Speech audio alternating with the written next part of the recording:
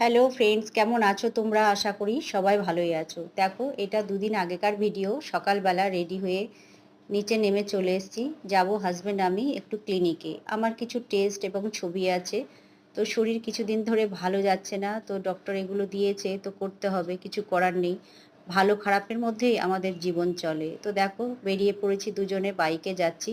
Husband bike চালাচ্ছে helmet নিয়ে। তো ও যখনই বাইক চালায়, ও কিন্তু হেলমেট ছাড়া বাইক চালায় না।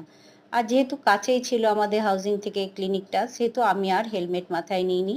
তো ক্লিনিকে চলে এসেছি, তো সিঁড়ি দিয়ে ওপরে উঠছি। লিফটও ছিল কিন্তু লিফট আর ব্যবহার করিনি, সিঁড়ি দিয়ে উঠে এলাম। আর এখানে আমি বসে পড়লাম, ওয়েট করছিলাম। হাজব্যান্ড বিলিং করছে ওখানে, টাকা জমা দিচ্ছে, আর আমি এখানে ওয়েট করছিলাম, একটু ভিডিও বানাচ্ছিলাম। তো দেখো, মনটা ভালো নেই, যেহেতু শরীরও ভালো নেই, মুখে হাসিও নেই। তাই এই দেখো, গণপতি বাপ্পা ছিল এখানে, গণপতি বাপ্পাদের তোমার দর্শন করিয়ে দিলাম তোমাদেরকে। গণপতি বাপ্পার আশীর্বাদ নিয়ে তোমাদের দিনটা খুব ভালো যাক। আর ওই দেখো, হাজব্যান্ড আমি দুজনে বসে আছি। আর ক্লিনিকের পিছনে কিন্তু ওইদিকে কাজ হচ্ছে, তাই কিছু পর্দা টাঙানো হচ্ছে, নতুনভাবে রিপেয়ারিং করছে। আর এদিকে রিসেপশনিস্টরা বসে আছে, ওরা বিলিং করছে, পেশেন্টরা একে একে আসছে। আর পাশে কিন্তু রুমগুলো সব আছে। আমার যখন ডাক পড়বে আমি যাব, সবাই একে একে করছে যে যার মতো। আর এই দেখো, চলে এসেছি এবার। এখানে চলে এসেছি ওষুধের দোকানে, কিছু মেডিসিন নেওয়া ছিল। আর ছেলে ফোন করলো তার মধ্যে যে আইসক্রিম খাবো, আমার জন্য আইসক্রিম নিয়ে এসো।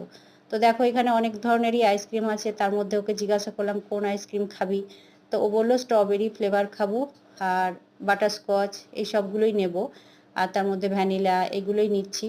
তো ছেলে কিন্তু স্ট্রবেরি ফ্লেভারটা খুব ভালোবাসে, তো এই যে এটা নিলাম ছেলের জন্য। তো এটা খাবে ও। বাড়ি চলে এসেছি আইসক্রিম নিয়ে। দেখো, প্রচণ্ড রোদ গরম বাইরে, তো এটা ছেলেকে দিয়ে দেবো, ও খাবে।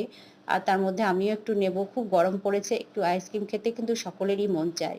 খাওয়া বারণ থাকলেও কিন্তু খেতে ইচ্ছে হয়, তাই না বন্ধুরা? তো এখান থেকে আমি একটু আইসক্রিম কিন্তু একটু মুখে দিয়ে খাবো। এই যে এই বাটার, এইটা হচ্ছে পেস্তা বাদাম। তো এই আইসক্রিমটা আমি নিয়েছি, একটু খেয়ে তারপরে স্নান করব। এত রোদ গরম বাইরে, আর অনেকটাই বেলা হয়ে গেছিলো, এবার স্নান করব, স্নান করে খাওয়া দাওয়া করব।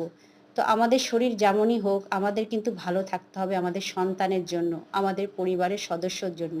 মন খারাপ করে থাকলে কিন্তু চলবে না, এরকমভাবেই আমাদের জীবন চলে, তাই না বন্ধুরা? সকলে ভালো থাকবেন, সুস্থ থাকবেন।